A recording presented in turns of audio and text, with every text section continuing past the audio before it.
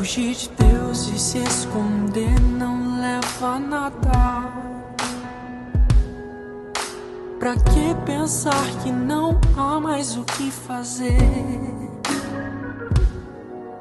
Que Deus não tem mais uma chance pra você. A salvação está ao alcance de quem crê. Que Ele te salva se você se arrepender completamente com a fé em seu poder. Porque Ele sabe todos os seus planos, sonhos, suas metas.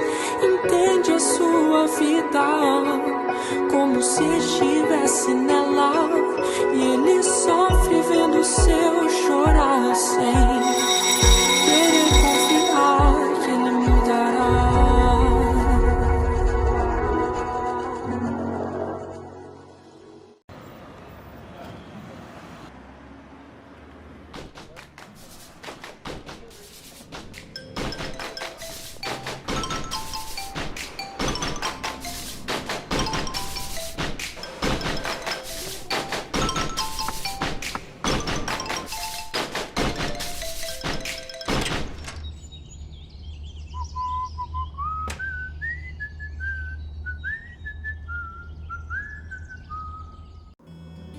Olá, bom dia, feliz sábado, que bom poder estarmos juntos em mais um culto, em mais um momento de adoração. Eu espero que nessa manhã você tenha um encontro com o Senhor e que todas as mensagens ditas aqui, cantadas, possam servir para te aproximar mais de Deus durante esse sábado. Que Deus te abençoe e desfrute da presença do Senhor durante este sábado.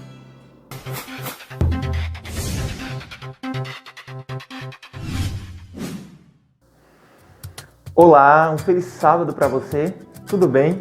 Eu confesso que eu já estava um pouquinho com saudades, tivemos aí alguns sábados passados que acompanhamos as programações a nível de associação, missão, né? E também a nível da nossa união.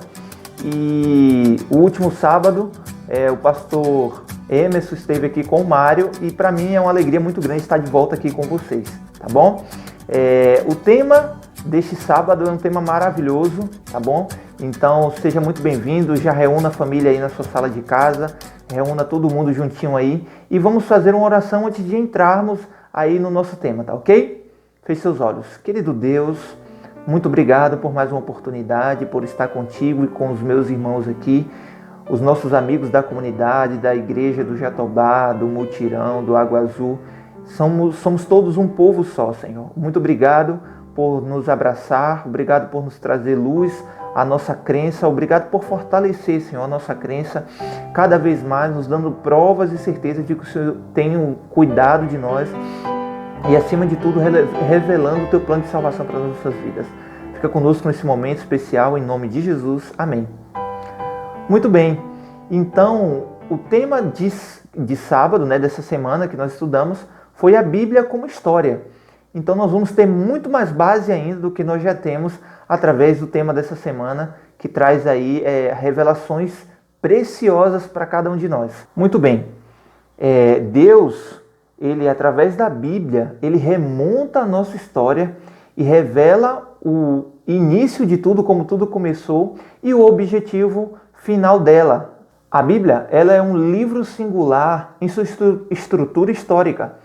Ela apresenta um Deus que age em cada trajetória humana, sem forçar, claro, a existência desse Deus pessoal. E nós temos também a fé racional e, para além disso, a arqueologia, para trazermos base à nossa crença de que a Bíblia ela é a palavra de Deus escrita.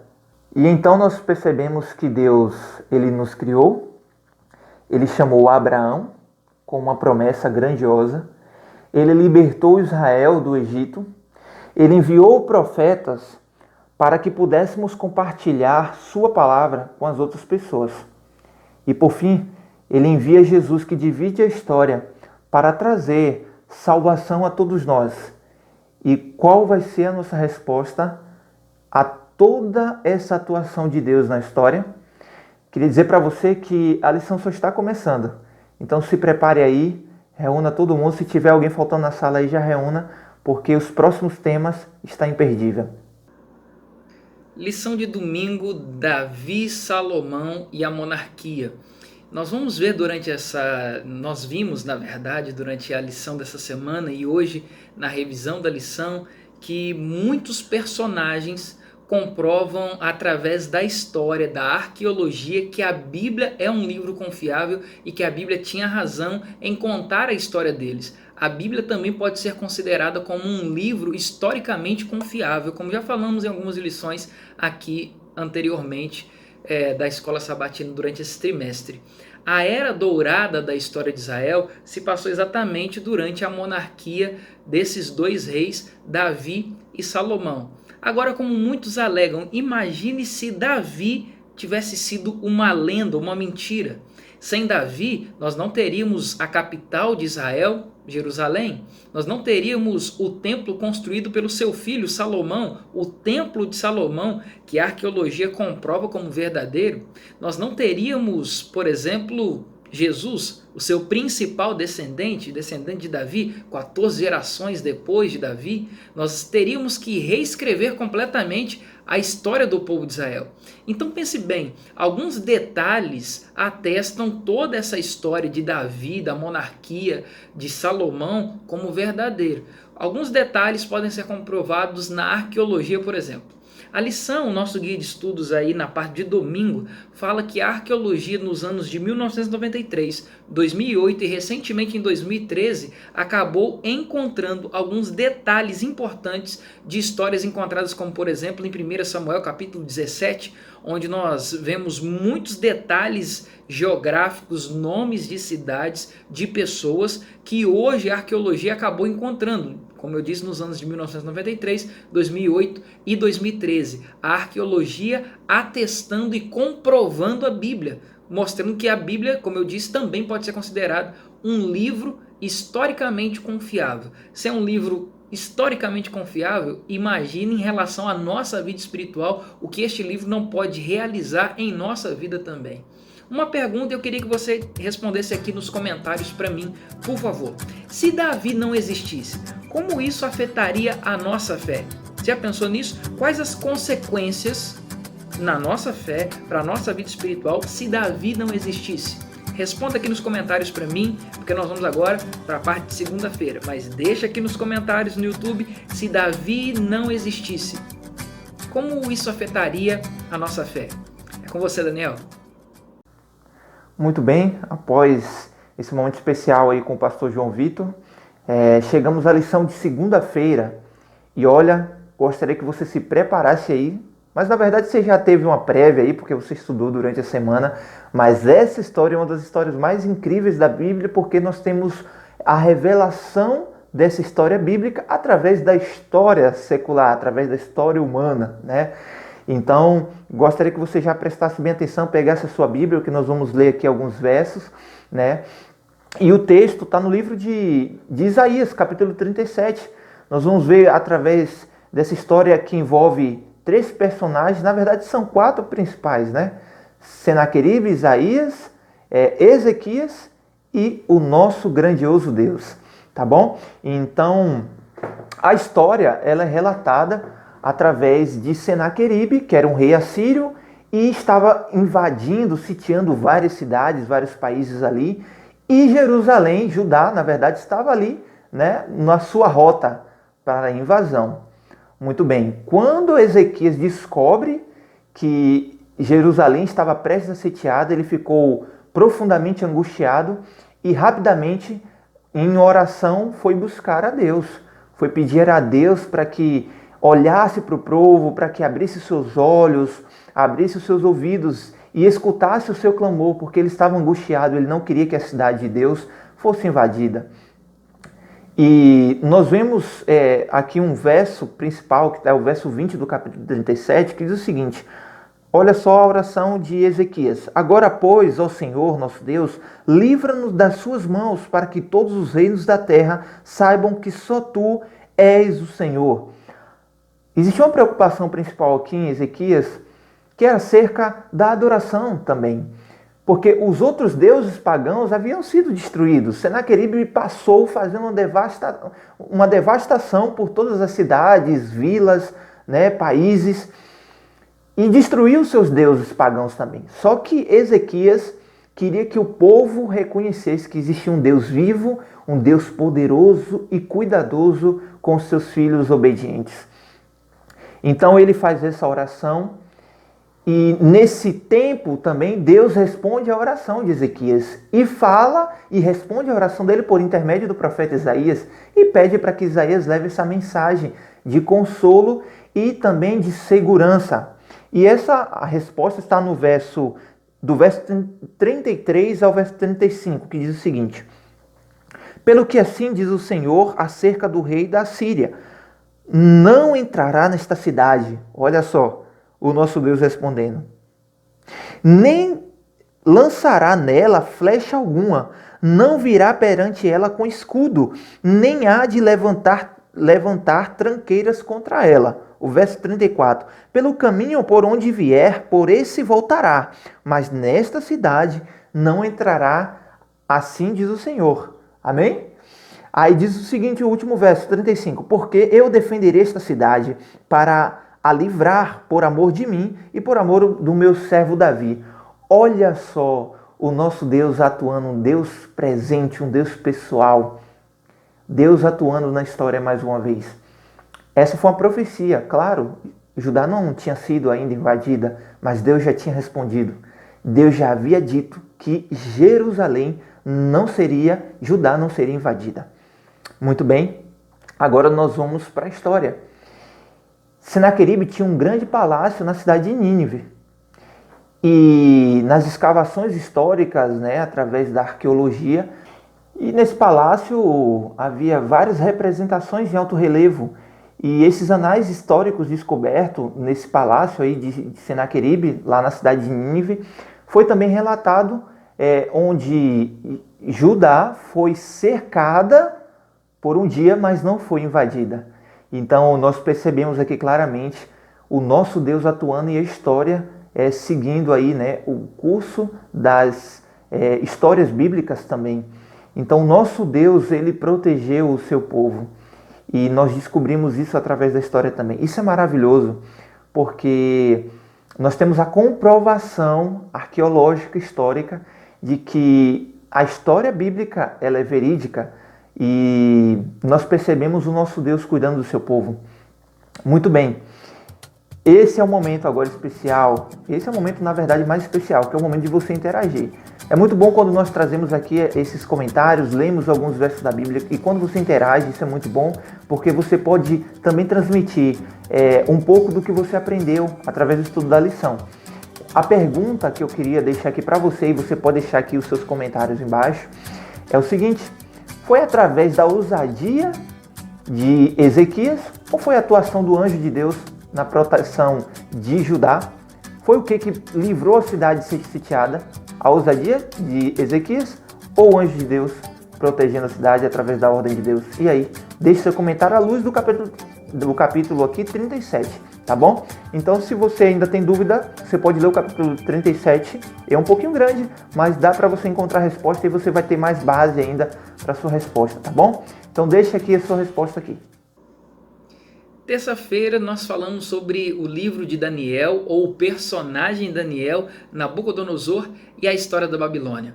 Essas pessoas, esses personagens, este livro, o livro de Daniel, comprovados arqueologicamente, historicamente, comprovam mais uma vez que a Bíblia é um livro historicamente confiável. Recentemente, um estudante de uma universidade inglesa estava em arqueologias, em estudos arqueológicos, em julho de 2007, na região ali da antiga Babilônia, na região do Antigo Oriente Próximo, e acabou encontrando um achado arqueológico, que ajudava a comprovar a existência de um personagem chamado Sarzequim. Sarzequim é um personagem, é um oficial babilônico encontrado no livro de Jeremias, capítulo 39, verso 3, você pode conferir aí na sua Bíblia que Sarzequim existiu na Bíblia, mas também existiu de verdade, a arqueologia comprovou. E assim não só Sarzequim, mas muitos e muitos outros citados na Bíblia, no livro de Daniel, na história da Babilônia, são comprovados como reis, oficiais, comprovados pela arqueologia. Então, se você parar para analisar, mais uma vez nós temos a Bíblia sendo comprovada pela história. A história, conforme o tempo vai passando, cada vez mais tem comprovado a Bíblia como verdadeira e como um livro extremamente confiável. Agora tem algo interessante na história de Daniel e Nabucodonosor, que é a conversão de Nabucodonosor, que se dá graças ao testemunho de Daniel apresentado desde o capítulo 1, verso 8, quando Daniel decide não se contaminar com as finas iguarias do rei. É interessante perceber que esse comportamento de Daniel possibilitou, num futuro, claro que a duras penas, aos trancos e barrancos, a conversão de Nabucodonosor. A conversão de Nabucodonosor, então, marca aí e atesta, mais uma vez, que a Bíblia é um livro confiável. Uma outra prova dentro da Babilônia de que a Bíblia é um livro confiável, sendo comprovada pela história, pela arqueologia e por várias outras ciências, é quando você vai em escavações. Hoje, na antiga Babilônia, você vai encontrar ali muitos desenhos de leões alados, ou leões com asas. Se você for no livro de Daniel capítulo 7, você vai perceber que o animal que representa a Babilônia, na visão de Daniel 7, é um leão com asas. A melhor representação possível para o reino da Babilônia seria um leão com asas, um animal forte e veloz. Um reino muito forte e também veloz. O reino da Babilônia.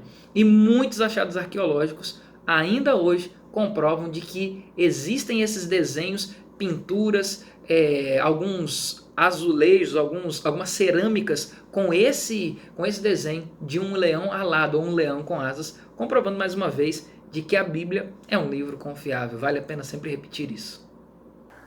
Muito bem, agora chegamos ao tema de quarta-feira, que para mim é digamos que é o ápice do tema da semana, porque vai falar do personagem central, o Jesus Cristo histórico.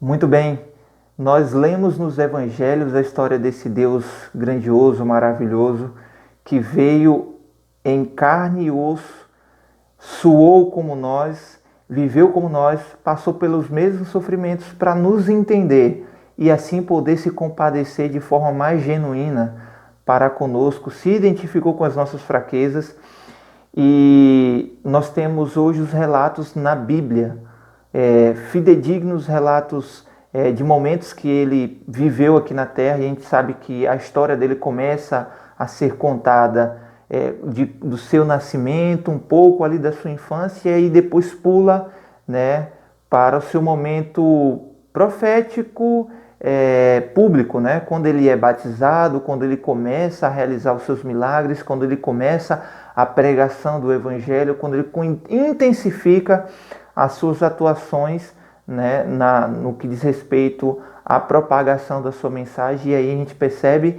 que alguns personagens se destacam na história de Jesus, dois principais, e claro, de forma negativa, que a lição nos traz, sendo um deles o sumo sacerdote daquela época, que era Caifás, e o outro era governador da Judeia, que é Pôncio Pilatos. Nós vamos falar um pouquinho agora das descobertas de Caifás, né, da existência dele. Primeiro nós temos um historiador contemporâneo a eles, a Jesus e a Caifás, que é Flávio Joséfo, era um escritor naquela época, um historiador que escrevia em nome dos romanos. E ele traz relatos, existe hoje escritos, né, registros de Flávio Joséfo, onde ele traz a existência de Pôncio Pilatos, não, de Caifás, como sumo sacerdote do templo naquela época. Então, essa é uma prova histórica que nós temos. E, arqueologicamente falando, foi feita uma descoberta ao sul de Jerusalém, né, no ano de 1990, onde descobriram ali uma tumba cheia de ossos ali, e ali estava escrito o nome de José, filho de Caifás, alguns utensílios ali, moedas,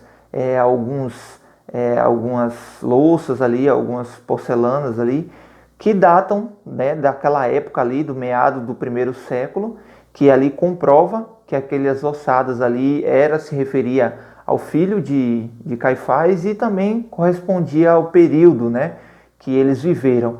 E também ali, alguns historiadores afirmam, né, chegam a afirmar que ali no meio tem os ossos de Caifás. Então nós percebemos que a arqueologia e a história traz luz ao texto bíblico, né, dá mais veracidade ainda à história bíblica, de que esses personagens existiram e como eles atuaram ali, né? Infelizmente, Caifás, ele cria um movimento ali para levar Jesus à cruz. Ele que começa todo o movimento com calúnias, dizendo que Jesus queria destruir o templo, que profanava o templo. Ele que começa todo esse movimento por ter autoridade naquela época. E, infelizmente, ele é lembrado dessa forma por agir, né, contrário aos desígnios do nosso Deus. Já sobre a existência de Pôncio Pilatos, foi encontrada em 1961 uma inscrição com o nome dele, né, de Pôncio Pilatos, que era governador ali de toda a Judéia e sobre o comando do imperador, né, Tibério César. E o nome dele foi encontrado em uma pedra no teatro da Cesareia Marítima. Então nós percebemos aí também alguns achados arqueológicos comprovando que Pôncio Pilatos foi um homem que existiu e também ocupou cargos ali políticos naquela época. E claro, com essas descobertas, com esses apoios, né, extra-bíblia, né, trazendo aí veracidade aos escritos bíblicos, nós temos os evangelhos como fonte primária, né? O livro de Mateus, o livro de Marcos, o livro de Lucas e o livro de João. Esses evangelhos são a fonte principal para descobrirmos sobre esse Jesus. Esses achados extra-bíblia, né? Eles são um adicional para trazer ainda mais veracidade à nossa crença de que toda essa história contida na Bíblia ela é verídica, mas a fonte primária onde nós devemos nos alimentar são os evangelhos escritos na Bíblia, e eles trazem a revelação do amor de Deus. E cada vez mais que nós lemos esses livros, nós descobrimos, é uma fonte inesgotável de descoberta sobre o amor de Deus em enviar o seu Filho amado e como Jesus foi fiel à sua missão aqui na terra. Muito bem, então deixando aqui uma pergunta, né, para refletirmos juntos. Embora essas evidências sejam importantes para apoiar a nossa fé, por que a nossa fé não deve depender desses achados arqueológicos, por mais importantes que eles sejam? E aí, por que não devemos depender? Deixa aqui a sua resposta, o seu comentário aqui embaixo. Eu tenho certeza que todos nós vamos aprender mais juntos acerca do conhecimento que você nos trará. Chegamos ao fim da nossa lição, da nossa revisão da lição, com a quinta-feira, o tema Fé e História. É interessante você perceber que nós não somos seres que vivemos em ilhas, nós somos seres que estamos sempre em convivência com outras pessoas. E naturalmente as nossas escolhas influenciam as outras pessoas. Nós temos grandes influências na vida de outras pessoas através de nossas escolhas. E muitos personagens do passado, que são historicamente comprovados, como já falamos aqui, que acabaram influenciando com o seu comportamento a nossa vida, a nossa história. Um exemplo disso é Hebreus capítulo 11, onde nós temos ali a galeria dos heróis da fé. Em Hebreus capítulo 11 nós podemos encontrar ali a citação de Enoque, Abraão, Noé, Sara, José, Moisés, Raabe, Sansão, homens e mulheres de fé que suas escolhas influenciaram também a nossa vida e a nossa história. A minha pergunta que eu queria que você colocasse aqui nos comentários pra gente, qual é o seu herói da fé preferido aí na galeria de Hebreus 11? Coloca aí pra nós, o meu herói preferido é, ou então você pode colocar só o nome dele, coloca aqui nos comentários pra gente. Uma outra pergunta que eu quero que você responda aqui também, já pode aproveitar a mesma resposta e responder isso aí também. Que lições, essa é a pergunta, que lições nós podemos aprender com a história desses homens e mulheres de fé?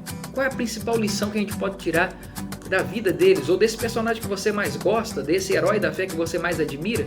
Qual é a lição que você pode aprender, que você pode tirar com a história desses homens e mulheres de fé? Uma grande lição que podemos aprender, é claro, é que uma fé atuante não é uma fé que fica esperando as coisas caírem do céu de mão beijada. Eles nunca fizeram isso, nenhum desses homens e mulheres. As suas histórias comprovam de que eles foram homens que tiveram sua fé, mas uma fé extremamente atuante. Que a nossa fé em Cristo possa ser uma fé atuante, baseada em firmes alicerces, como a história comprova, como a arqueologia e várias outras ciências comprovam. Como diz o Dr. Rodrigo Silva, nós não somos meros cristãos que são cheios de crendices. Nós somos crentes e crentes porque temos uma fé sólida e firme.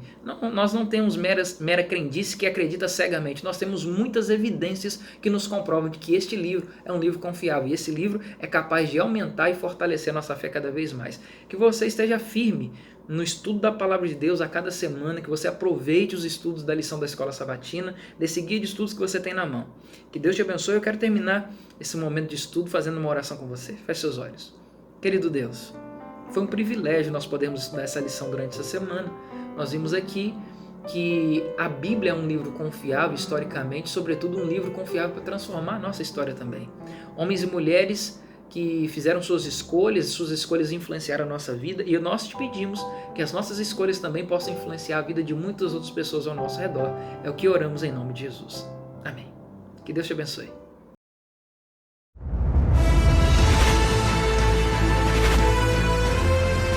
Provai e vede. História de hoje, anunciada. Eu sou Cleude, mas me chamam de Branca. Sou a motorista da equipe missionária e ajudo no que posso nos projetos evangelísticos. Eu sou a Socorro e ajudo na hora de ministrar a palavra e também nos momentos de louvor. Eu sou Reginaldo e sempre preparo uma mensagem musical especial para apresentar nas igrejas onde estamos. Eu sou a Lourdes, coordeno a escola sabatina e a parte musical, cantando e incentivando o louvor nas congregações. Eu sou a Anunciada, sou a pregadora da equipe missionária e também dirijo e coordeno os estudos bíblicos. Nossa equipe está sempre se deslocando para as igrejas longe dos grandes centros, levando a mensagem de salvação aos mais necessitados.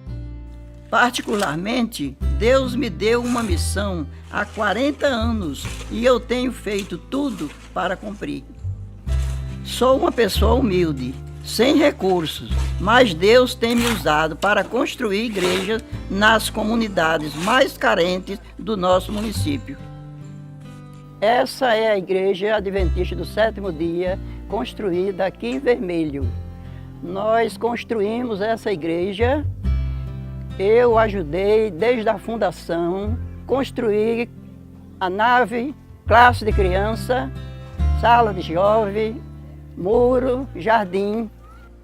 Hoje, com 87 anos, depois de 10 igrejas construídas, eu ainda tenho saúde para seguir nesse ministério.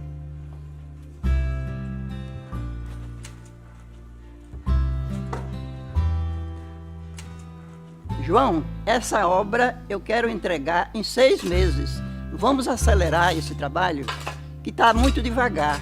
Estou diante de mais um projeto concluído aqui no Alto da Bela Vista, contemplando uma igreja adventista que eu fiz parte na construção desde a fundação. Depois de concluída, fomos muito abençoados por ver muitas almas e se batizando. Contemplamos a felicidade de todos, porque é maravilhoso servir ao Senhor.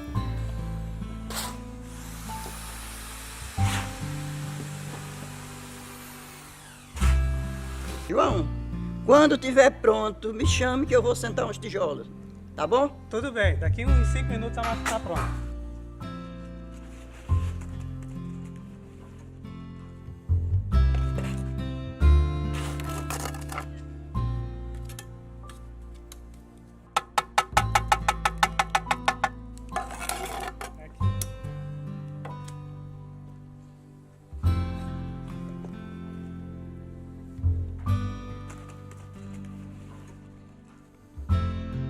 Durante toda a minha vida, Deus tem sido fiel comigo e meu compromisso com a sua causa é uma resposta a essa fidelidade.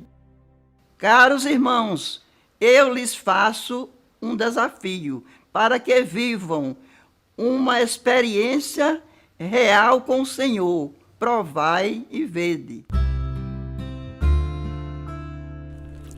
E agora, eu os convido para esse momento especial de adoração através dos dízimos e das ofertas. Que Deus os abençoe.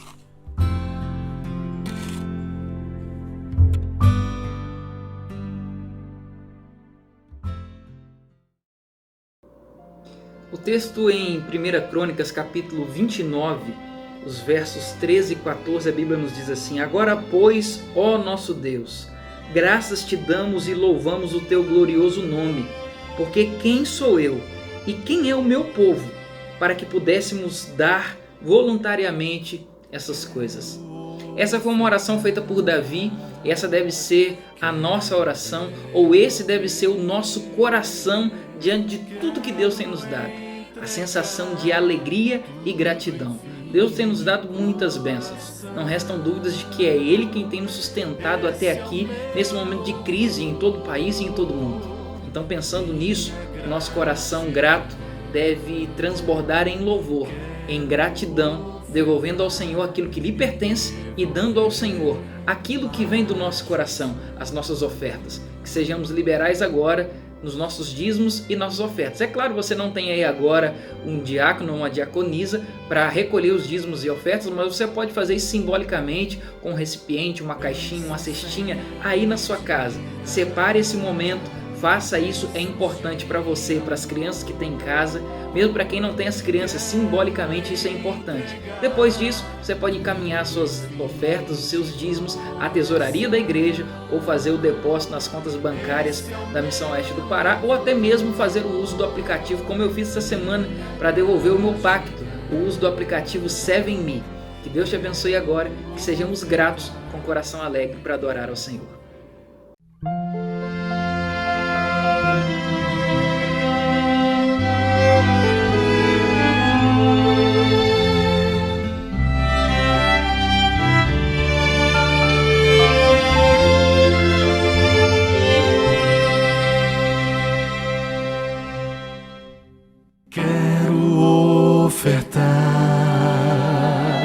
Quero devolver,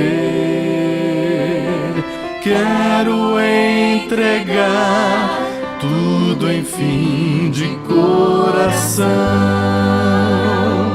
Esse é o meu louvor, minha gratidão. Quero ofertar e devolver a Jesus.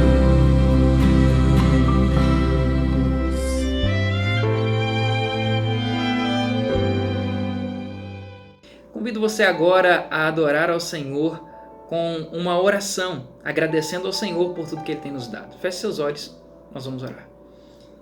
Querido Pai e bondoso Deus, que alegria poder entrar na Tua presença para lhe agradecer e também, ó Deus, para lhe trazer tudo que temos de melhor diante do Teu altar. Aqui temos nossos dízimos, nossas ofertas. Os dízimos pertencem ao Senhor, mas a oferta é aquilo que vem do nosso coração, pois temos um coração grato por tudo que o Senhor tem nos dado. Mantém esse mesmo Espírito em nosso coração, um coração grato, um coração alegre pelas Tuas bênçãos. É o que oramos agradecidos em nome de Jesus. Amém. Eu quero agora dar um recado especial para você que é pai, que é mãe, ou você que não é pai ou mãe, mas tem uma criança aí na sua casa. Tem sido difícil esse momento em que estamos em isolamento e sem o auxílio da igreja na educação espiritual dos nossos filhos, não é?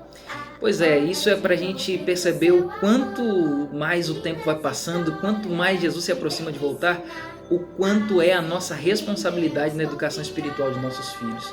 A educação espiritual precisa começar em casa e ter a base em nosso lar. Não adianta você querer esperar demais da igreja, das professoras da salinha ou até mesmo das professoras da escola. As nossas crianças precisam ser educadas por nós, sobretudo na educação religiosa. Fazer a lição juntos, Fazer o culto num formato especial para as crianças é extremamente importante. Até mesmo você que tem um adolescente em casa, é extremamente importante participar deste momento espiritual na vida deles e, sobretudo, apoiá-los nessa hora. Nós vamos ter agora um momento de adoração infantil com a tia Cecel, como temos tido toda semana, mas que a educação espiritual do seu filho não dependa disso e nem pare somente aí. Que o Senhor continue te capacitando e possibilitando para que você seja um instrumento forte nas mãos de Deus para educar os seus filhos e conduzi-los até o céu.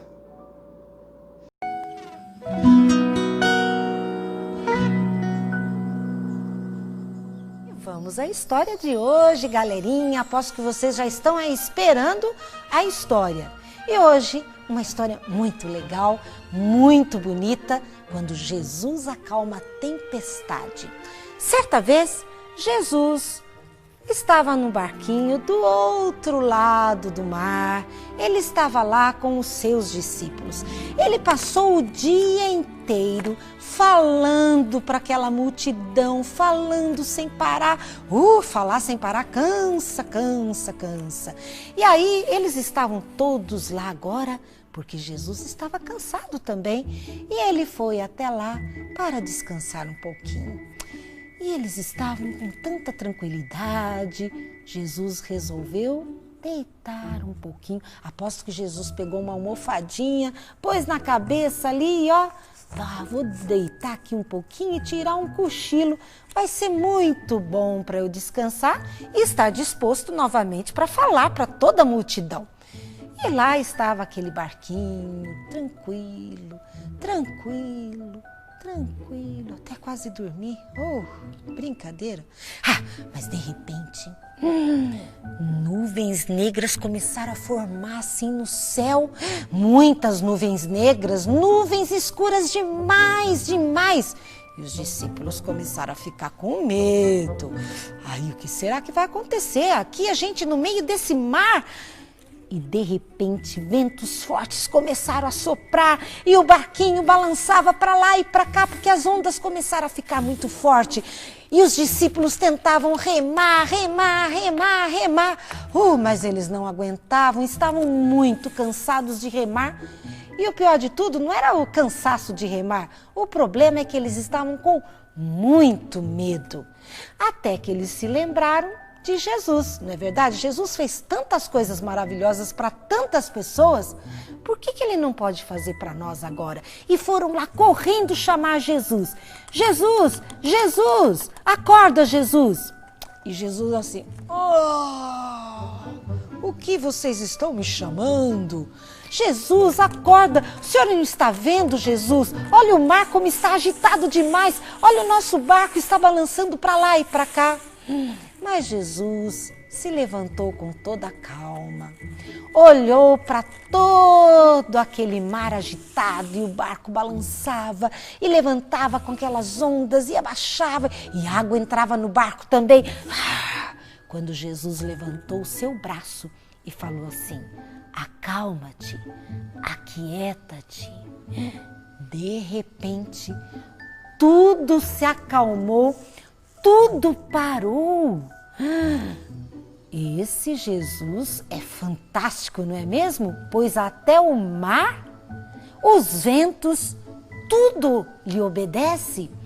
É fantástico.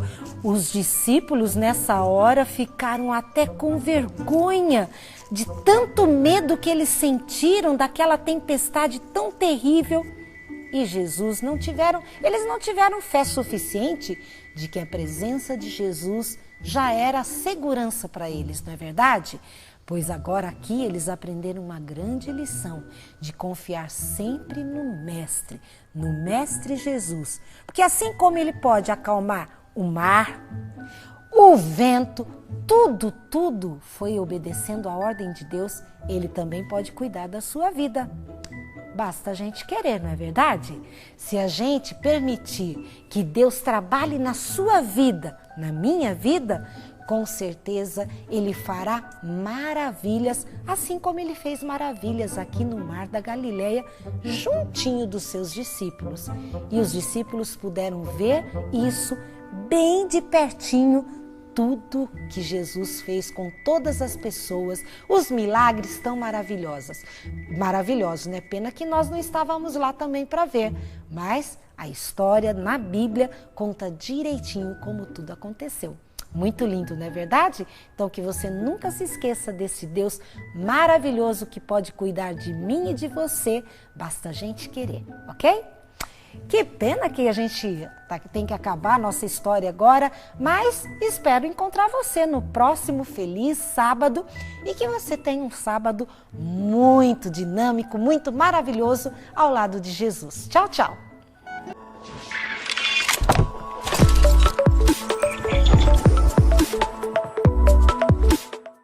Agora eu quero te convidar a cantar conosco o hino de número 379.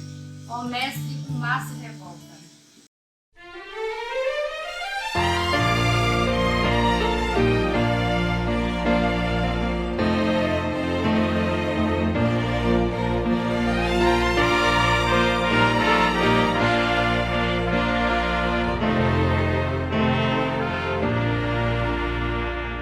Ó Mestre, o mar se revolta, as ondas nos dão pavor.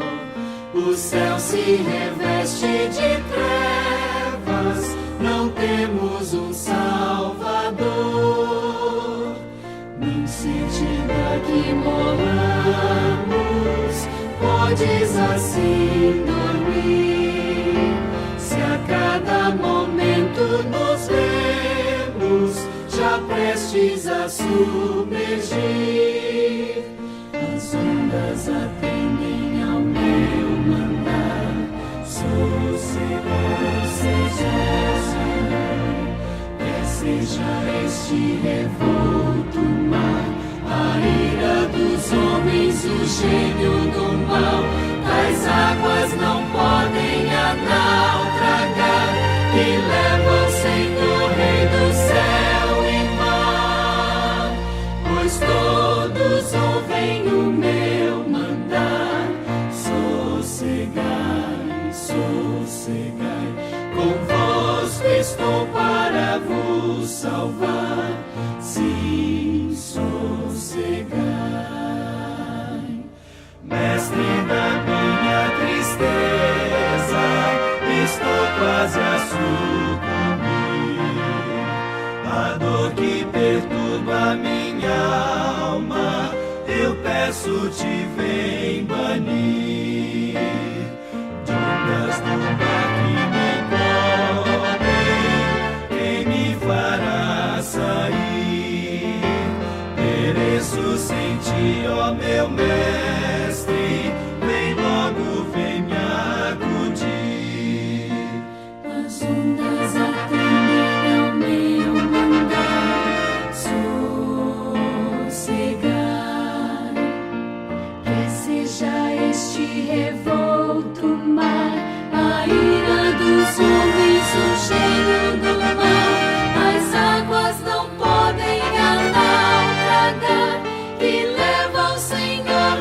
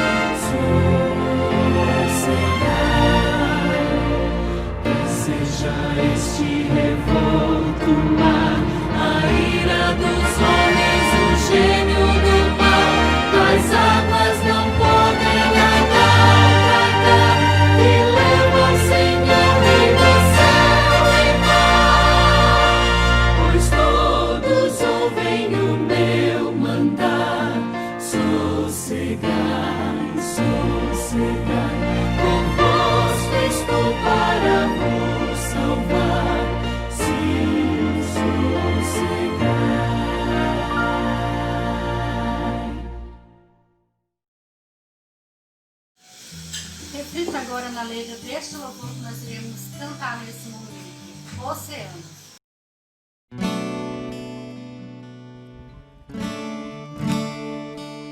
Glorifiquem ao Senhor. Eu sou teu e tu és meu. Cante.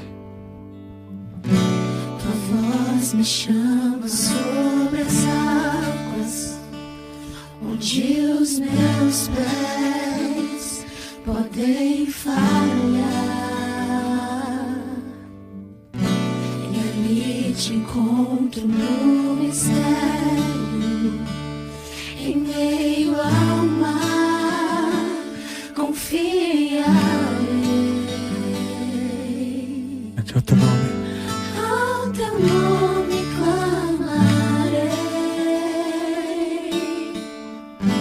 e além das ondas olharei. Se o mar crescer, somente em ti descansarei, pois eu sou teu. Aleluia. E tu és meu.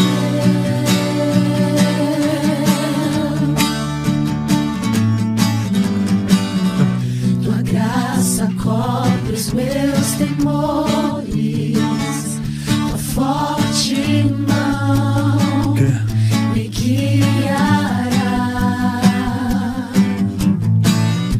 Se estou cercado pelo medo, tu és fiel, nunca vais falhar. Ao teu nome clamarei, e além das ondas olharei. Se o mar crescer, somente em ti descansarei, pois eu sou teu e tu és meu.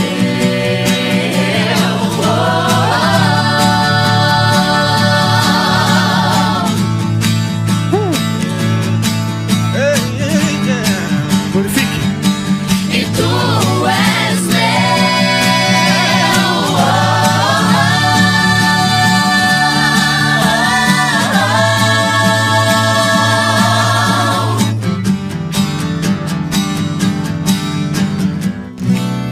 Guia-me para que em tudo em ti confie, sobre as águas eu caminhe, por onde quer que chame.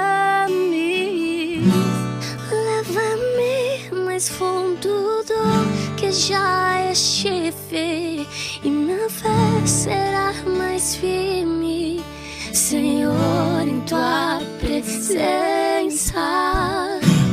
Guia-me para que em tudo em ti confie, sobre as águas eu caminhe, por onde quer que chames. Leva-me mais fundo do que já estive, e minha fé será mais firme, Senhor, em tua presença. Leva-me mais fundo do que já estive, e minha fé será mais firme, Senhor, em tua presença.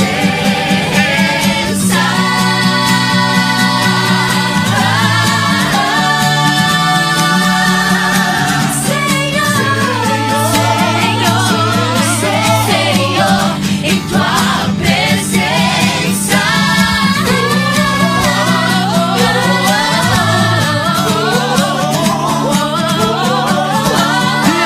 Guia-me, Senhor, ao teu nome clamarei. Glória a Deus. E além das ondas olharei, somente em ti descansarei, pois eu sou teu e tu és meu. Antes podem glorificá-lo. Pois eu sou teu e tu és meu. Eu sou teu e tu és meu. Eu sou teu e tu és meu. Eu sou teu e tu és meu. Eu sou teu e tu és nosso. meu. Eu sou Aleluia. e tu és meu. Mais. Eu sou e tu és meu. Dobrou. Eu sou e tu és meu. Eu sou e tu és meu. Glória a Deus.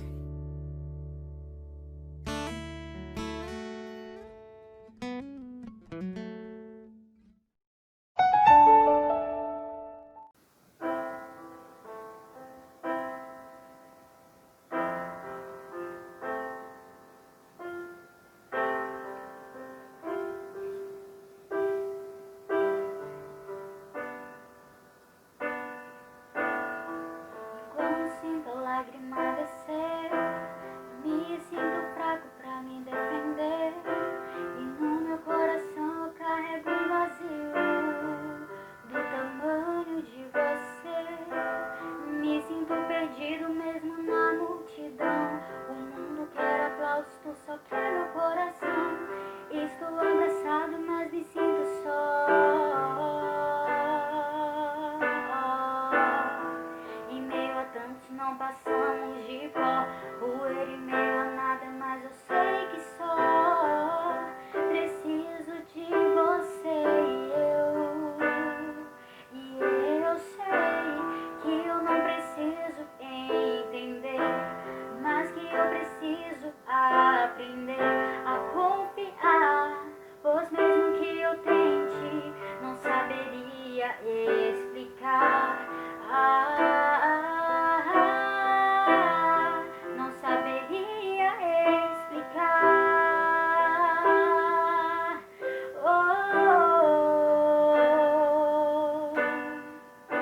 Sei que não te mereço, mas eu sei que vem.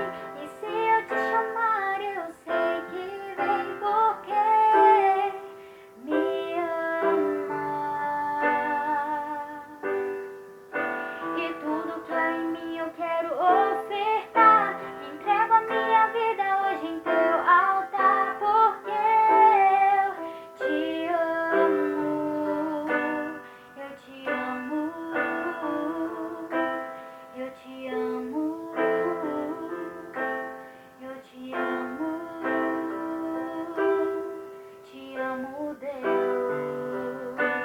Eu te amo. Eu te amo. Eu te amo. Te amo, Deus. Em meio a tantos não passamos de pó. Poeira em meio a nada, mas eu sei que só preciso de você. E eu sei que eu não preciso entender, mas que eu preciso aprender a confiar. Pois mesmo que eu tente, não saberia explicar. Não saberia explicar.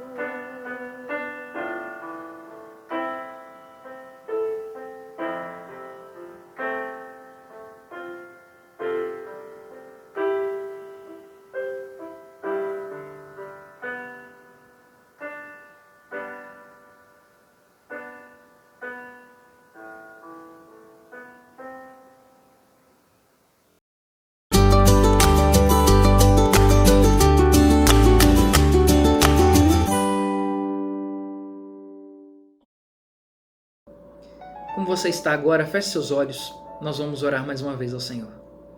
Querido Pai, esse é o momento importante que a Tua Palavra será aberta. Nós temos tido até aqui uma série extremamente importante para aprendermos sobre quem era Jesus e como Ele tratava as pessoas. E hoje, neste último episódio da série, que o Senhor possa falar conosco de uma maneira extraordinária, como talvez o Senhor ainda não tenha falado durante essa série. Hoje, queremos nos aprofundar mais no conhecimento da Tua Palavra, mas sobretudo em conhecer a Jesus.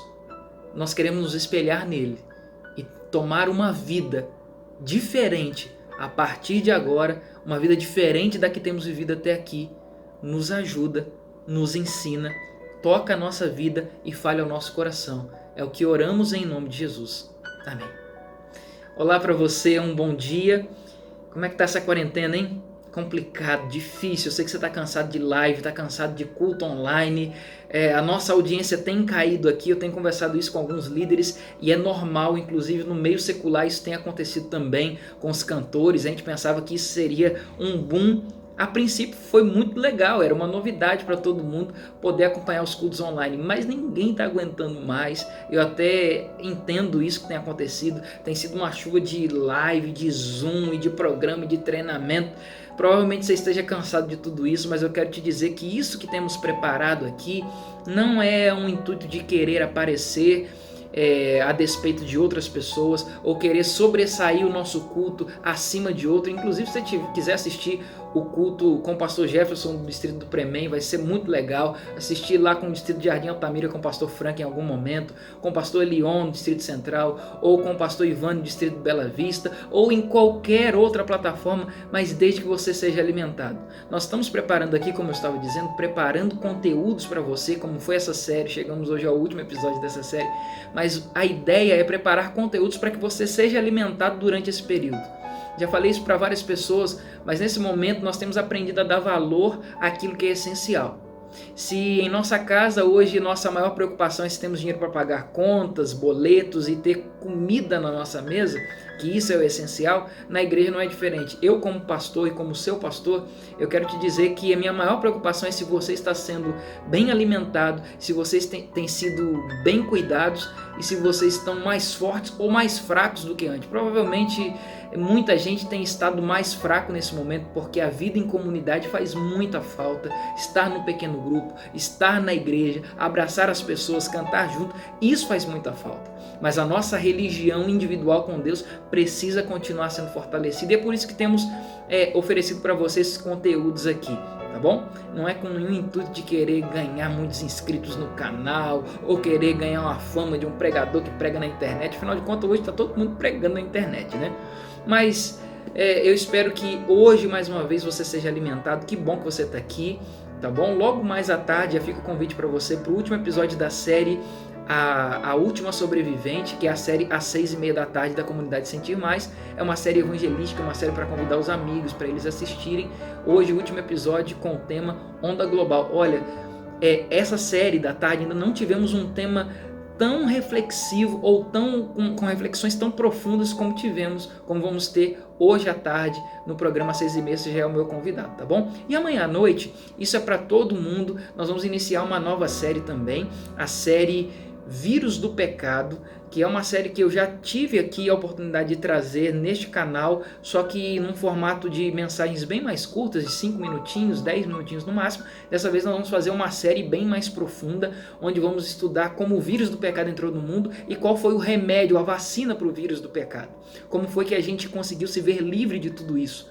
O plano e a história da redenção será contado nos 4 próximos domingos. Eu espero que você esteja aqui com a gente também amanhã, no domingo, que vai começar essa série, a série Vírus do Pecado. Então coloca aí na sua agenda, pode parecer mais uma vez uma chuva de lives e de programas, mas nós temos tentado colocar aqui como séries para que você acompanhe e não perca nenhum episódio, tá bom? Por falar em série, Esse é o nosso último episódio da série Como Jesus Tratava as Pessoas. Essa é uma série assim que, particularmente para mim, foi uma série muito enriquecedora. Primeiro porque eu tive que ler um livro, o livro Como Jesus Tratava as Pessoas, do pastor Maurice Vanden. É um livro assim excepcional, aconselho a leitura, inclusive. Tá passando aí na tela agora o nome do livro. Se você quiser ler, comprar, baixar PDF, eu não sei como que você vai fazer, mas você pode ler esse livro. Pelo menos 4 dos capítulos desse livro nós tiramos para trazer para você aqui durante essa série. Para quem não acompanhou, vai estar passando aí agora no card, eu não sei se é desse ou desse lado, mas vai estar passando aí no card. Você pode clicar aí na tela, tem um izinho assim numa bolinha. No final dessa mensagem, se você não assistiu os 3 primeiros episódios, você pode assistir. Eu vou deixar aqui um link no card para você assistir os episódios que você perdeu, se é que você os perdeu. Mas eu trago para você então um resumo do que já vimos até aqui. Essa série que na verdade teve a proposta de mostrar como que Jesus era paradoxal. Já falei sobre isso aqui, mas vale a pena mencionar ou repetir mais uma vez, que Jesus, ao mesmo tempo que era considerado o cordeiro, era o leão, era aquele que atraía pecadores, mas paradoxalmente repelia aqueles que eram santos da época. Eles não gostavam, se incomodavam de estar na presença de Jesus, eles não gostavam de estar perto de Jesus. E nós falamos aqui que nós deveríamos aprender a como tratar as pessoas com os episódios que tivemos aqui. No primeiro episódio nós vimos que como Jesus tratava os sem esperança. Nós vimos Jesus ali na beira do tanque de Betesda com um homem de 38 anos naquela situação de paralisia. Jesus escolhe, quem sabe, o pior caso que estava ali esperando uma cura e decide trazer de volta a esperança. Resolve a situação, resolve o problema e traz de volta a perspectiva de vida, uma nova vida ou a esperança. Então, como Jesus tratava o sem esperança, ele devolve a esperança, ele traz uma nova vida. No segundo episódio falamos como Jesus tratava as pessoas comuns. E aqui estou falando de pessoas comuns, aqueles comuns que seguiam a Jesus. Aquele povo que seguia Jesus pelas curas, pelos milagres. E aí Jesus dizia assim: vocês não devem ser cegos sendo guiados por cegos. Vocês devem testar e provar de onde está vindo essa mensagem, o seu líder. E aqui vai um recado para você que não é adventista do 7º dia. E até mesmo para você que é adventista do 7º dia. Eu estou falando como seu pastor, mas eu posso te dizer, se eu falar algum momento aqui fora da Bíblia ou aquilo que Deus não espera que eu falasse para você, faça a prova, teste na Bíblia, procure, pesquise se isso que eu estou falando é verdade, porque não é porque você tem um líder que você deve seguir cegamente. Jesus Cristo então incentivou para que as pessoas comuns olhassem, analisassem, fizessem como os bereanos faziam, que é de provar e testar de onde está vindo essa ordem dos líderes que temos. Veja, ele não está fazendo aqui uma ordem para que você exclua os líderes ou deixe os líderes de lado. Nós precisamos dos líderes. Afinal de contas, eu tenho os líderes, você tem os seus, mas para que você teste e prove os seus líderes. Terceiro episódio que foi na semana passada, voltamos à série na semana passada, depois de algumas semanas sem a série, mas na semana passada, o episódio 3, nós falamos como Jesus tratava os seus vizinhos. Na verdade, esse episódio, ele falou muito mais sobre como os vizinhos tratavam Jesus do que Jesus tratava os seus vizinhos. Porque Jesus queria sim e desejava muito pregar para os seus vizinhos. Ele voltou para a sua cidade de Nazaré e pensou, bom, aqui vai ser mais tranquilo para eu falar a minha mensagem, trazer a minha palavra. Só que, surpreendentemente, os seus vizinhos o tratou muito mal e Jesus acabou sendo escorraçado de sua cidade. Mas lembramos que alguns poucos ainda aceitaram esse Jesus. E que nós sejamos esses uns poucos que voltam para Jesus e dizem assim, Jesus, o mundo pode te rejeitar, os seus podem o negar, mas eu quero ser esses uns poucos que ainda te aceitam. Eu estou aqui, pode contar comigo. E também vai um recado para aqueles que estão pregando a mensagem, o evangelho para os seus vizinhos ou para os seus amigos, seus familiares. Não se esqueça, sempre haverão alguns poucos que vão aceitar a mensagem. E hoje, o 4º episódio dessa série, o último episódio dessa série, vem com o título Como Jesus Tratava os que tinham medo. Você já teve medo alguma vez na vida? Já teve medo de trovão, ou do relâmpago, do clarão, ou do barulho do trovão? Você já teve medo de sair sozinho à noite? Já teve medo de ficar velho? Eu confesso que quando eu fiz 25 anos eu entrei numa crise de idade que é assim, até incomum, né? 25 anos está novo ainda. Agora eu estou com 30 Em janeiro eu faço 31, eu acabei de fazer em janeiro, agora eu fiz 30, né? No próximo janeiro eu faço 31 naturalmente. Mas eu, quando fiz 25, eu entrei nessa crise, mas não pelo medo de ficar velho, mas pelo medo de o tempo ir passando e eu ir perdendo as pessoas que eu tanto amo, porque estão numa idade à frente da minha, como meus pais. Então isso começou a me trazer uma angústia, assim, que eu comecei a pensar nessas coisas, mas isso ficou para trás, graças a Deus. Eu prefiro viver cada dia o seu próprio mal, como Jesus nos aconselha, né? Mas você já teve medo, por exemplo, de perder o emprego, ou de mudar de vida, ou mudar de casa, e mudar muita coisa e acabar perdendo amizades, enfim, você já teve medo dessas coisas? Já teve medo de perder a vida eterna? Porque quando se trata de medo, o medo ele permeia todas as áreas da vida. O medo é tão antigo quanto o pecado. Na verdade, o medo ele passou a existir após a entrada do pecado. Perceba o que aconteceu com Adão. Adão, quando percebeu que estava nu e sentiu que havia pecado contra Deus, ele se escondeu. Quando Deus o procurou, você se lembra muito bem qual foi a frase que Adão disse. Ele disse: tive medo e me escondi. O medo é comum, o medo é natural, não é à toa que alguns dizem nunca conferir se isso é verdade, mas 365 vezes, inclusive fica aí, primeira prova, você pode fazer o teste, ler na Bíblia e grifando lá quantas vezes tem a expressão não temas na Bíblia. A expressão se repete, alguns dizem 365 vezes na Bíblia, Deus sabendo propositalmente que o medo é diário na nossa vida, é diário na sua existência. Ele colocou então para cada dia do ano um não tenha medo para você, um não temas. E eu quero ler agora um texto bíblico que fala sobre aqueles que têm medo, os temerosos, ou os covardes, os medrosos. Olha qual vai ser o fim trágico daqueles que têm medo. Vamos lá, Apocalipse 21, versos 7 e 8. Vai estar passando o texto aí na sua tela, mas é importante que você confira aí na sua Bíblia, que você abra a sua Bíblia como eu estou abrindo a minha aqui também, que você, quem sabe, ligue a sua Bíblia aí no seu celular, no smartphone, ou quem sabe no tablet, no computador, não importa, mas que você acompanhe o texto e prove por si mesmo se esse texto que eu estou lendo é de fato o texto bíblico. Vamos lá, Apocalipse 21, versos 7 e 8, olha o resultado final dessas pessoas que são tidas como medrosas, temerosas ou covardes, como a Bíblia diz. Apocalipse 21, versos 7 e 8, eu leio o seguinte: o vencedor herdará essas coisas, e eu lhe serei Deus, e ele será meu filho. Tem um detalhe especial aqui. A Bíblia está dizendo que Deus tem um prêmio para aquele que é vencedor, mas para aquele que é covarde, olha o que diz. Quanto, porém, aos covardes, aos incrédulos, aos abomináveis, aos assassinos, aos impuros, aos feiticeiros, aos idólatras e a todos os mentirosos, a parte que lhes cabe será no lago que arde com fogo e enxofre, a saber, a segunda morte. Pastor, você está querendo me colocar medo? Porque eu sou desses medrosos. Aí o Senhor me coloca mais medo ainda, eu faço parte dos medrosos, que a parte que lhes cabe é no lago de fogo e enxofre. Como é que é isso, pastor? Está querendo me colocar medo?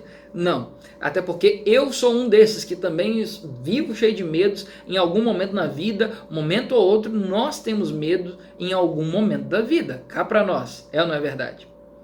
Eu quero ler um outro texto agora sim da história que nós vamos estudar hoje, uma história extremamente conhecida que se encontra no livro de Marcos capítulo 4. Abra a sua Bíblia agora em Marcos 4, eu já estou com a minha Bíblia marcadinha aqui, mas eu queria que você acompanhasse aí também a leitura de Marcos capítulo 4, verso 35 em diante. O primeiro verso vai ser esse que nós vamos ler, o verso 35.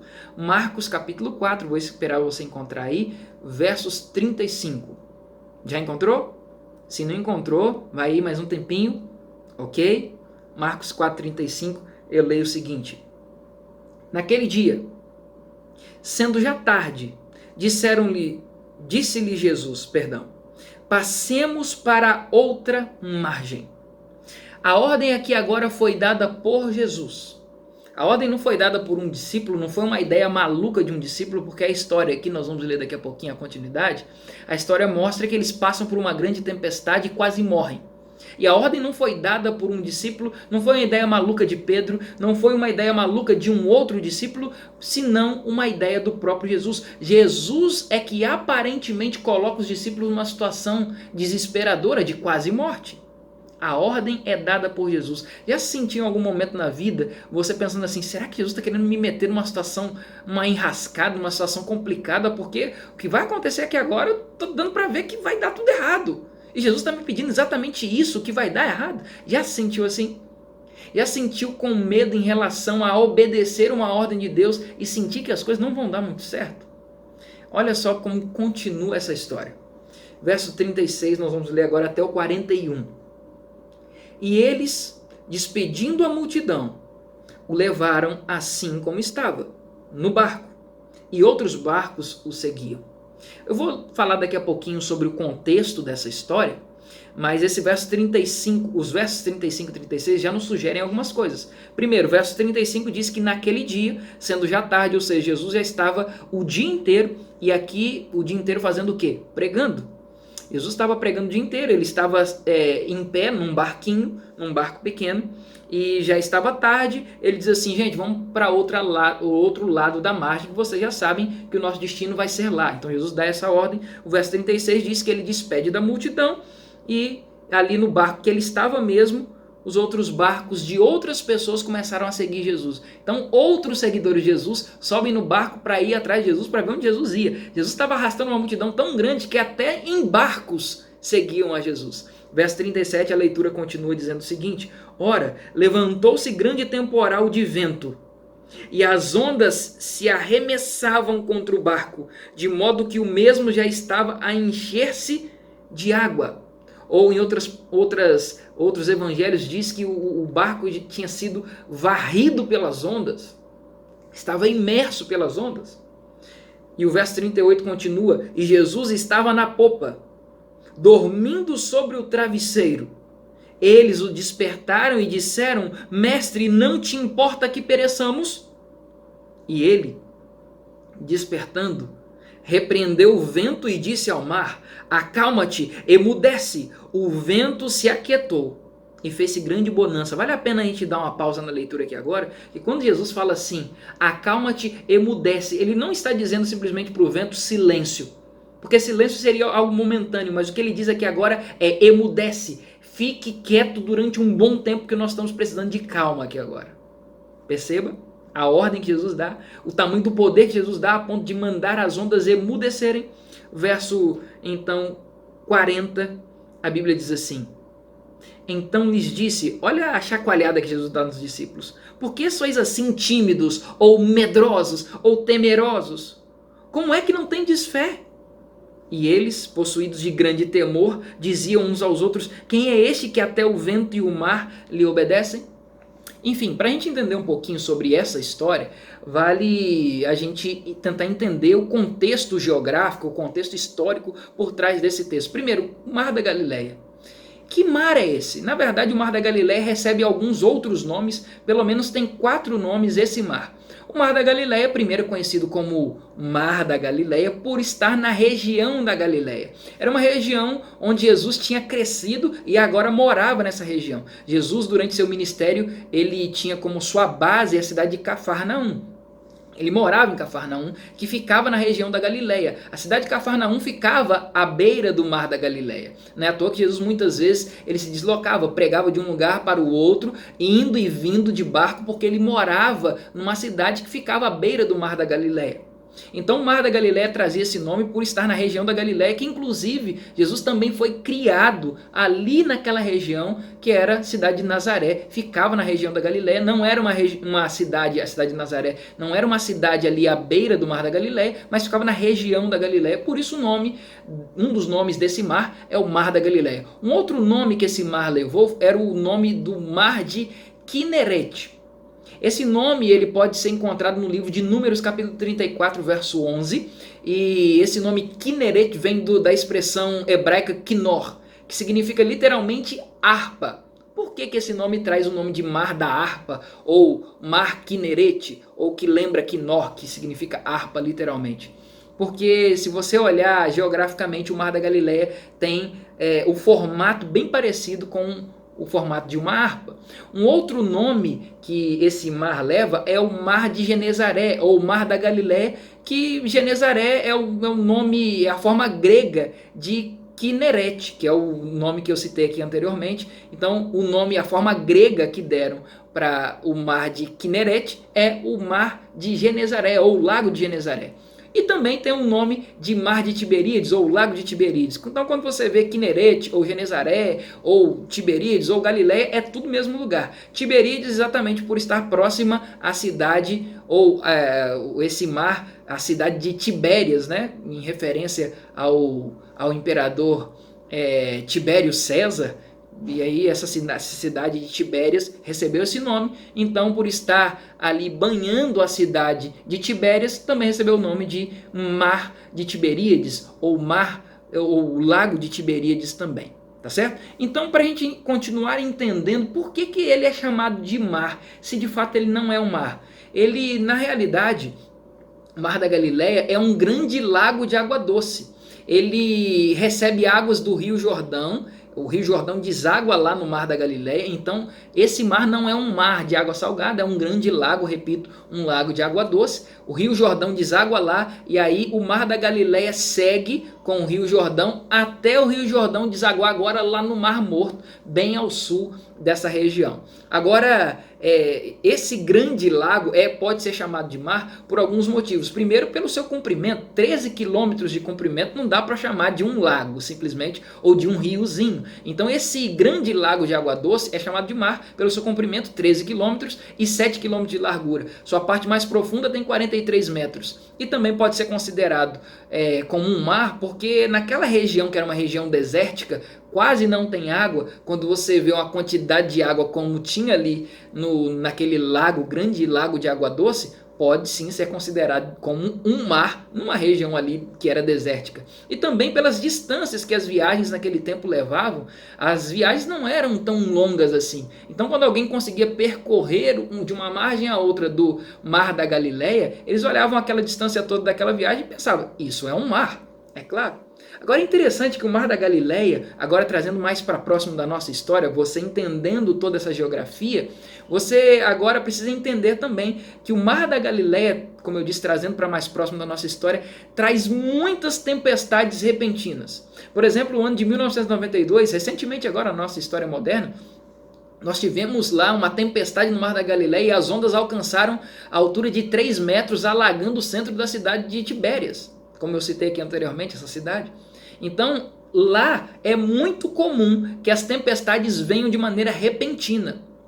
E como foi aquele dia que Jesus estava passando ali à beira do Mar da Galileia pregando? Como é que foi? Eu vou te contar um pouquinho a partir de agora. Vem comigo. Naquele dia a tarde tinha sido calma. Não tinha muita previsão para grandes tempestades ou fortes ventos. Os discípulos, que alguns deles eram pescadores, sabiam muito bem disso e olharam à tarde, sabendo que tinham que passar ao outro lado da margem, não imaginariam que iria acontecer alguma coisa. Jesus naquele dia tinha pregado, e pregado o dia inteiro. Talvez você deva até pensar, ou alguns céticos podem até pensar da seguinte forma, mas pastor, naquele tempo não tinha microfone, como é que Jesus conseguia pregar para grandes multidões, 3.000 pessoas, 1.500 pessoas, 2.000 pessoas, naquele tempo sem microfone? Acontece que o mundo daquele tempo era um mundo muito mais silencioso do que o mundo que nós temos hoje em dia, que precisa e necessita, para pregar para grandes multidões, o uso da tecnologia como microfones, megafones e por aí vai. Naquele tempo o mundo era muito mais silencioso. Depois da Revolução Industrial, a era das máquinas, o mundo se tornou muito mais barulhento e existem estudos que comprovam que a capacidade auditiva naquele tempo era muito mais aguçada devido ao barulho ser muito menor.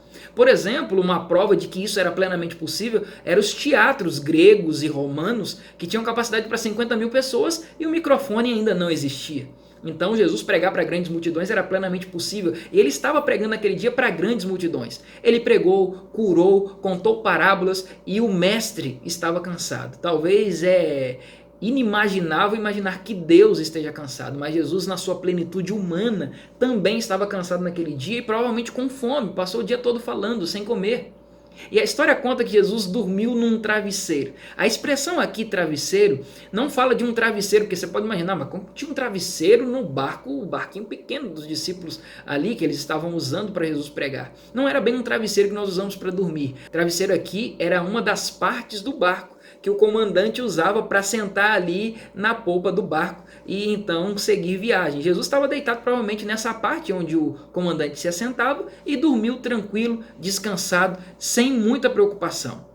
Só que em meio ao sono tranquilo do mestre, a tempestade começou a assolar o barquinho. Os ventos desceram das montanhas de Gadara e começaram a tomar força cada vez mais contra o mar, contra o lago de Tiberíades, contra o mar da Galileia. E as ondas começaram a tomar mais força, as ondas espumavam contra o barquinho bem pequeno e os discípulos, experientes pescadores, alguns deles, sentiram medo da morte. Alguns evangelhos, como Mateus, como Lucas, narram essa história dizendo que o barco foi varrido. E aqui a expressão no original grego para barco varrido significa literalmente o barco sendo coberto. A água estava entrando cada vez mais no barquinho, os discípulos perderam a esperança. Quem sabe eu esteja falando para alguém agora que sente que a água está entrando no barquinho da vida e você tem perdido a esperança, não tem mais força de tirar a água do seu barquinho, não sabe mais o que fazer, não encontra mais solução. Lembre-se de uma coisa, Jesus está lá no barco. E os discípulos se lembraram, Jesus está no nosso barco. Lembre-se sempre, Jesus está aí, bem pertinho de você. E eles começaram a gritar, mestre, mestre, que significa literalmente professor, professor. Senhor, salva-nos.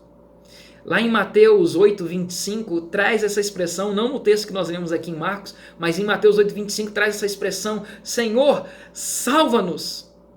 E Senhor, salva-nos é muito diferente de Senhor, ajuda-nos. Porque quando eu falo Senhor, me ajuda, é porque eu estou fazendo a minha parte, eu estou fazendo o meu trabalho, e eu chamo Jesus para me ajudar. Agora, quando eu falo Senhor, salva-nos, significa que eu já fiz tudo o que eu podia fazer e vi que o que eu faço não adianta de nada. Aí eu digo, Senhor, faz o que só o Senhor pode fazer. Eu queria que você entendesse uma coisa. O nosso pedido de socorro para Deus não pode ser como nós temos feito, Senhor, me ajuda. Porque quando a gente pede a ajuda do Senhor, significa que eu sou suficiente para fazer muita coisa no processo. Na realidade, nós não somos suficientes para nada. O nosso pedido de socorro deve ser, Senhor, salva-me. Porque só o Senhor é capaz de realizar toda a boa obra em nossa vida. Nós não temos parte em nada. Até mesmo aquilo que Deus nos capacita a fazer, vem dele. Não é nada vindo dos meus braços ou da minha força. E os discípulos imaginavam, isso não é papel agora para ninguém a não ser nós. Nós somos discípulos mais pescadores. Nós entendemos de barco, nós entendemos de tirar a água do barquinho, nós entendemos de resolver esse problema. E não é assim que a gente sente muitas vezes? Eu entendo de resolver esse problema é meu, eu conheço, eu sei o que eu posso fazer, eu entendo do meu problema, mas entenda que você não sabe de nada, que eu não sei de nada. Quem entende de verdade é Jesus. A oração deve ser salva-nos. E aí eles olharam para o mestre e nem sequer titubearam. Pediram, Senhor, salva-nos. Eles poderiam muito bem ter pensado, mas Jesus foi criado como carpinteiro, agora é pregador. Ele não entende de barco como eu entendo. Quem sabe você deva não falar isso literalmente para Jesus, mas pensar isso muitas vezes lá no seu subconsciente, pensando, Deus não vai me entender, Ele não vai resolver, está demorando muito, deixa eu fazer do meu jeito porque o meu jeito é melhor. Eles não pensaram isso. E gritaram, mestre, faz alguma coisa, Senhor, salva-nos. Poderia ter sido a hora deles, mas eles viram que não eram capazes. E é exatamente isso que eu queria que você pensasse. Talvez você pense, agora é a minha hora de agir. Mas você precisa entender que não é capaz. Você não pode nada. Eu não posso nada. Quem pode todas as coisas é Deus. E eu quero voltar lá no texto agora de Marcos 4, ler 2 versos com você, os versos 39 e 40, para a gente falar agora especificamente sobre o medo. Porque se o tema de hoje, do nosso último episódio dessa série, é como Jesus tratava os que tinham medo, vamos ver como foi que ele lidou com os discípulos cheios de medo aqui agora. Vamos lá? Marcos 4, 39 e 40. Vamos ler esse texto. Marcos 4, 39 e 40, a Bíblia nos diz o seguinte, e ele, despertando, repreendeu o vento e disse ao mar, acalma-te, emudece, o vento se aquietou e fez-se grande bonança. Então lhes disse, por que sois assim tímidos ou medrosos? Como é que não tendes fé? Sabe, quando a gente ora para Deus dizendo assim, Senhor, salva-nos, como os discípulos clamaram, não existe uma alma que fique sem resposta quando entende que só Jesus é capaz de fazer tudo. Gravou bem essa frase? Nenhuma alma fica sem resposta, entendendo que só Jesus é capaz de fazer tudo. Talvez Jesus olhando para os discípulos aqui agora e dizendo, por que vocês são tão medrosos? Como assim, medrosos? Jesus está nos chamando de medrosos, mas a gente quase morreu. Entenda que a fé, ela não anula o medo ou o sofrimento. Medo a gente sempre vai ter. E é comum ter medo. Eu lembro da história de John Wesley. John Wesley certa vez saiu da Europa para ir pregar para os índios na região da América. E ele foi em toda a sua fé, ele foi com mais alguns ajudantes, e ele sempre dizia uma frase, como é que eu vou converter os índios se não tem quem vá me converter? Eu também preciso de conversão. Ele entendia isso e sentia isso. Só que em meio à sua viagem, em alto mar, o barco começou a ser assolado por muitas ondas e ele teve muito medo de morrer. Os seus ajudantes olhavam para tudo aquilo e ficavam tranquilos. E ele perguntou, vocês não vão fazer nada, não tem medo? Eles disseram, não, a gente não tem medo de morrer. Tô tranquilo. E aí John Wesley chegou a dizer o seguinte, olha, vocês podem não ter medo, mas eu tenho muito medo sim, deixa eu ir ali orar. Ele tinha medo. A fé não anula o medo ou o sofrimento. Mesmo aqueles que têm fé continuam tendo medo. Só que a fé genuína nos faz lembrar de Jesus em cada emergência. Gravou isso? A fé verdadeira é aquela que te faz lembrar de Jesus em cada emergência. Os discípulos, como vimos aqui, Jesus disse, eles não tinham fé. Eles não se lembraram de Jesus. Até que no momento de maior desespero, algo lá no fundo da fé que eles traziam em seu coração os fez lembrar de Jesus. A fé genuína faz lembrar de Jesus em cada emergência. E sabe o que é mais interessante? É que Jesus salva a despeito da nossa falta de fé. Mesmo você tendo pouquíssima fé, mesmo eu olhando com muito medo para cada situação que eu vivo, Jesus ainda salva. Jesus tem paciência. É interessante que nós temos os nossos medos. Quais são os nossos medos hoje? Saúde, estamos vivendo num período de pandemia, nossa casa, enfim, os nossos filhos. Aquele que é mais pobre tem medo de não conseguir o que precisa. Aquele que é mais rico tem medo de perder aquilo que tem. E quantos de nós já não tememos pela nossa salvação? Quantos de nós já olhamos para a nossa vida espiritual e tememos perder a salvação? Sabe qual é o nosso maior problema? Nosso maior medo, na verdade, não pode ser o medo dessas coisas aqui da terra. O nosso maior medo deve ser ter um relacionamento com Jesus e não depender dele para tudo. Porque muitas vezes nós andamos com Jesus como os discípulos andavam, mas não dependiam de Jesus para tudo. Eles estavam ali no barquinho e se esqueceram de Jesus, de depender dele. Eles pensavam, não, a gente é pescador experiente, nós vamos conseguir. E quantas vezes você tem andado com Jesus, tem tido até um relacionamento com ele, mas não depende dele para tudo. O bom disso tudo e a boa notícia é que Jesus não nos abandona.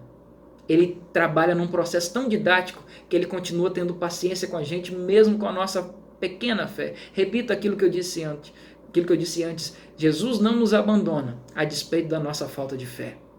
Só que depois de tudo isso, os discípulos aprenderam a enfrentar seus medos. Aqueles mesmos que tiveram medo de uma tempestade, ousaram enfrentar caldeirões fervendo e morreram ali, outros crucificados de cabeça para baixo, outros sendo queimados, outros morrendo em estacas, outros sendo decapitados. Os discípulos que tiveram medo da tempestade aprenderam a enfrentar seus medos. Sabe por quê?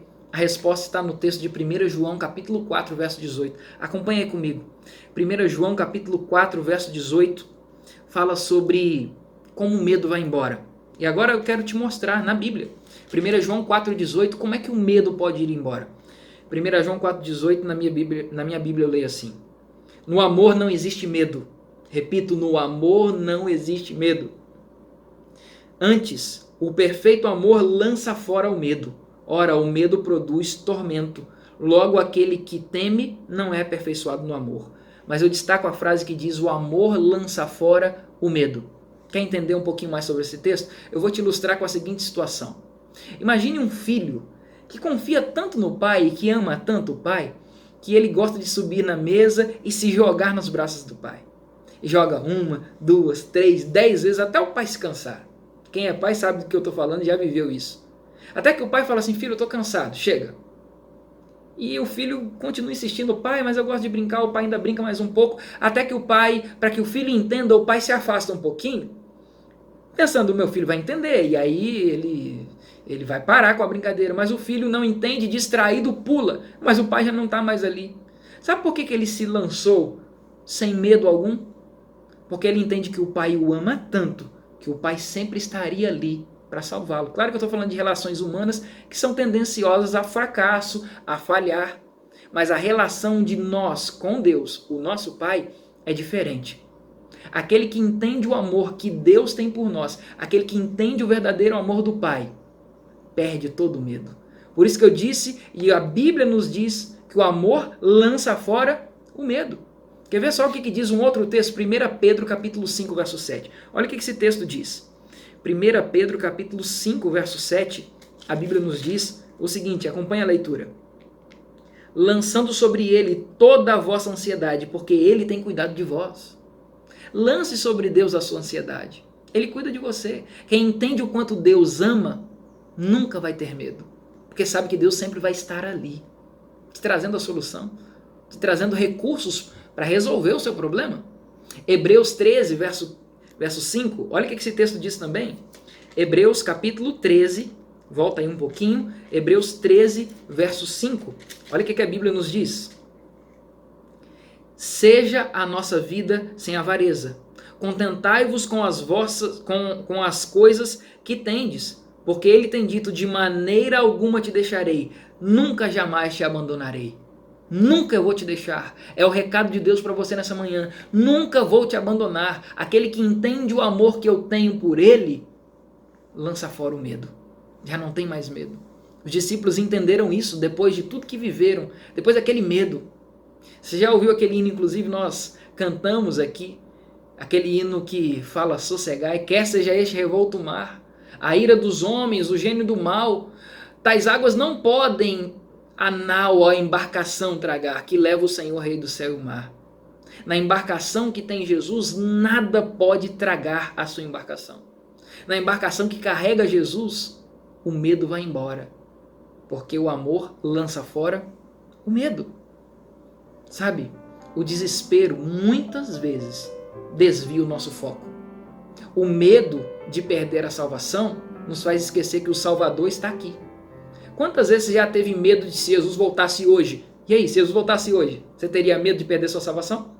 Pois é. Sabe por que você tem medo de perder a salvação? Porque você se esqueceu que o Salvador está aqui, no seu barco. Pois é. Quantas vezes você já voltou derrotado do pecado? O pecado te venceu mais uma vez, você pensa, eu não sei mais o que fazer, pastor. Eu fui derrotado outra vez pelo mesmo pecado. O nosso único medo real, o nosso maior medo, sabe qual deve ser? O medo da autodependência. É o medo de largar a mão de Jesus. Esse deve ser o nosso maior medo. O nosso maior medo deve ser o medo de se esquecer que Jesus está ali, na sua embarcação. Nunca se esqueça disso. Nunca dependa de si mesmo. Mas se lembre que Jesus está aí, no seu barco, na sua embarcação, disposto a te dar o amor necessário. Se Ele te ama tanto, esqueça, os problemas não serão maiores que o amor que Jesus tem por você. Ele não vai te deixar sofrer, Ele não vai te deixar passar por aflições maiores que você possa suportar. Ele está aí com você em cada momento de luta, de dor, de tempestade. Ele está aí, não se esqueça. Não deixe o medo te desviar o foco da solução. Não deixe o medo de perder a salvação te fazer esquecer que o Salvador está aí. Não viva derrotado pelo pecado, porque a solução para os seus problemas, seja de pecado, ou seja de situação financeira, ou seja de medo das coisas da vida, a solução está aí, bem pertinho de você, Jesus. Sabe, talvez você já tenha ouvido muito do que eu falei aqui hoje, mas uma coisa, pelo menos para mim, foi novidade. Entender esse texto que o amor lança fora o medo. A gente precisa sair daqui hoje entendendo que se eu entendo o quanto Jesus me ama, não há por que ter medo. Como diz Ellen White, se nós olharmos para o passado, nós não teremos medo quanto ao futuro. Então não tenha medo, não temas, porque Deus é contigo. Ele te ama Se você entender o tanto do amor que Jesus tem por você, você vai lançar fora o medo da tua vida. Que tal a gente fazer uma entrega agora para Jesus, dizendo: Jesus, eu entendi o tanto do amor que o Senhor tem por mim. Eu só quero te pedir que o Senhor lance fora o medo da minha vida. Se você está disposto a fazer essa oração, você vai fechar os olhos agora comigo e orar comigo, porque eu quero orar por isso. Você quer também? Então vamos orar. Querido Pai, eu oro agora com essa pessoa que decidiu lançar fora o medo porque entendeu o tamanho do amor que o Senhor tem por nós. Isso nos basta. Se o Senhor nos ama tanto, não vai nos permitir passar por situações desagradáveis, ruins ou problemas maiores que possamos suportar. Nos entregamos em Tuas mãos por isso e te pedimos que lance fora o medo da nossa vida, nos lembrando o tanto que o Senhor nos ama a cada dia e a cada momento. Obrigado por essa mensagem linda de hoje, que nos fez entender como Jesus tratava os que tinham medo. Nos ensina, ó Deus, a ser mais parecidos com Jesus e lembrar que Ele está sempre em nossa embarcação. É o que oramos agradecidos no nome dEle. Amém. Que Deus te abençoe, que Deus te dê um restante de sábado feliz. Não se esqueça, hoje às 6:30 da tarde teremos o último episódio da série A Última Sobrevivente. O tema hoje, Onda Global. Vai valer muito a pena, viu? Você que não é inscrito no canal pode se inscrever, tá bom? Que Deus te abençoe. Quero mandar um abraço especial hoje para as mulheres adventistas. Hoje é dia da mulher adventista. Parabéns para todas vocês que são guerreiras, valentes, que são maioria em nossa igreja, e eu posso dizer que a nossa igreja é uma igreja forte e vibrante graças à força de vocês, mulheres, que se dedicam muito e fazem muito pela obra do Senhor. Que Deus os abençoe. Se você quiser, você pode acompanhar agora o culto no canal Adventistas Oeste PA, que é o culto da Mopa, falando sobre esse dia especial que é o Dia da Mulher Adventista. Que Deus te abençoe e um sábado feliz.